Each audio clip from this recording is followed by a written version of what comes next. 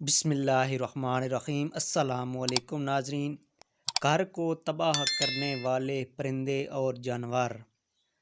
گھر میں چھپکلی ہو تو مکوڑے آتے ہیں، گھر میں لال بیگ ہو تو مچھر آتے ہیں، بلی گھر میں بچے دے تو رزق میں اضافہ ہوتا ہے، گھر میں کوے آ جائیں تو نحوست آتی ہے، گھر میں بکری آئے تو دولت آتی ہے، اونٹ گھر میں آئے تو سکون نصیب ہوتا ہے،